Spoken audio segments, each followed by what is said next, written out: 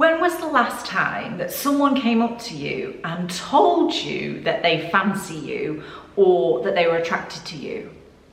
When was the last time that you told someone that you fancied them and that you were attracted to them? How did it make you feel? Did you put yourself out there and get shot down and then now just don't want to ask anyone out or put yourself out there in any kind of way? Perhaps you were on the receiving end of someone being attracted to you. How did that make you feel? Did you feel good? Did you feel like any less towards them? Did you think that that person was a bad person for being attracted to you?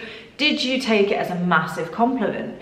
Did it make you stop and pause and think, oh, they like me. I've never thought about them in that way before. Did it make you question them in any kind of way? I believe that telling someone that you're attracted to them is one of the most difficult things that you can do when it comes to dating, because what you're doing is you're putting yourself out there, and there is a chance that the person that you put your attention onto and you express some sort of feeling towards might shut you down and might not reciprocate.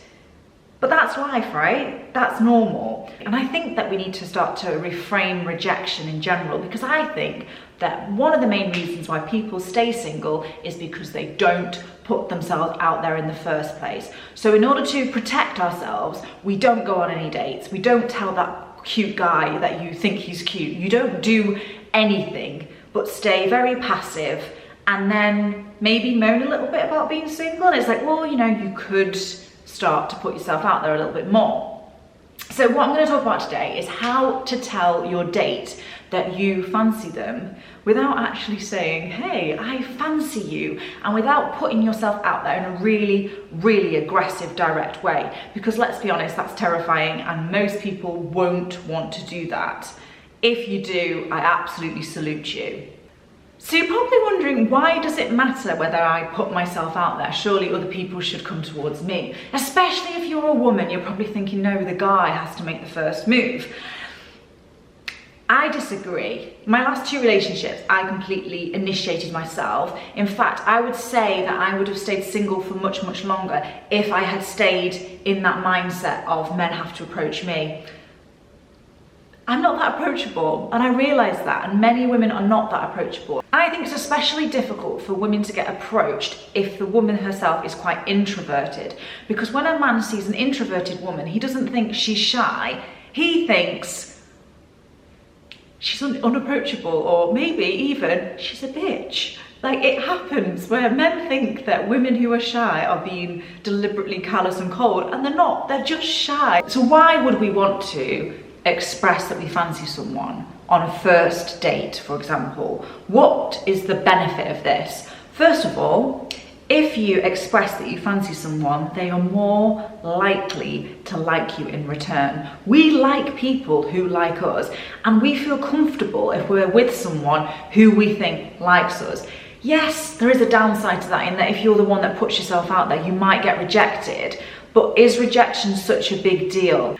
I was more successful at dating when I started to tell men that I liked them, or at least get it back to them that I was slightly interested. If I was doing things to be a little bit more direct, I would be more successful on dates. I once went on a date with a guy and was confused when he didn't ask me on a second date. And when I said to him, oh, I thought we'd, maybe go on a second date, I thought we'd got on, he said to me, I didn't think you fancied me. And I was like, oh, so I'd been quite cool on the date. So if you're an introvert and you're quite cool and you are quite held back in how you express yourself, sometimes you won't get to a second date because the other person thinks that you're going to reject them. So it's good to sometimes plant a couple of seeds on a first date to indicate that you are in fact interested. And this isn't about throwing yourself at a person. This can be done quite subtly. My first tip to indicating that you might fancy a person is to simply say,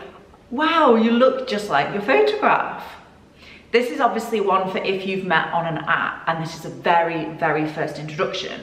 What you're saying is, I said yes to you on the app, and you look like your picture, and I'm wowing about it. Or maybe not even a wow, if a wow is not in your sort of vocabulary, if that doesn't feel comfortable for you. You should always take the advice and change change whatever I'm saying into something that works for you and it's something that you would actually say. So you might just say, I've got a confession to make. I was a bit nervous that you might not look like your photo, so I'm feeling quite relieved right now. And that way of doing it is so warm and it's a compliment to the other person. So instantly they think, oh, thank goodness they don't hate me.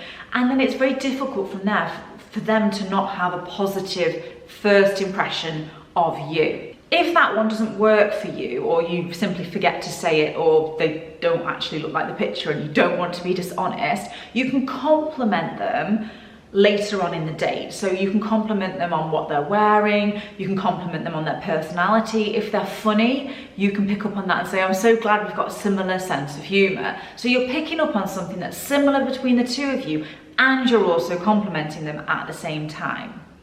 Which, whilst you're not saying I fancy you, you are indicating that there is a level of I like you there at this point. A second way to maybe tease in the idea that you might fancy a person is to, I want to say dangle the carrot, but I feel like that sounds a bit dirty. But anyway, dangle that carrot and say something like, oh, I'll have to show you that in future. Or, oh, I'll tell you this at a later date. Or, I'm not sure that I want to tell you about that particular thing that happened to me today, but maybe on like second date or third date I might do that, I don't know. So what you're doing is you're talking about the future. I'm not talking about the future, like when we've got kids, we're gonna do this. That would be like far too extreme on a first date. But say if you're having a conversation with someone and you're talking about a mutual interest or a mutual thing that you like. So let's take Sunday roasts. So Sunday roast, they love Sunday roast, you love Sunday roast. You could be like, oh, actually the pub round by my house does an absolutely fabulous, I want to say nut roast because I'm vegetarian, just a fabulous nut roast. And then you would be like, I will take you sometime. What you're doing there as well is a little bit cheeky because you're making the assumption that they already like you, which shows that you're confident and you're not even asking about that person, do you fancy me? You're assuming that they do. Another thing that you can do, which is also quite cheeky, is to say something like, well, if you play your cards right, I know a really, really, really great place for fantastic cocktails. I will take you sometime. Or maybe you can come for a cocktail with me, but you'll have to play your cards right. So it's just a little bit flirtatious. It's not throwing yourself at a person. And it's demonstrating that you're quite confident about the fact that they're going to fancy you. Don't worry too much if they don't. It's all about that impression of I'm confident, and if they don't fancy you, it doesn't really matter.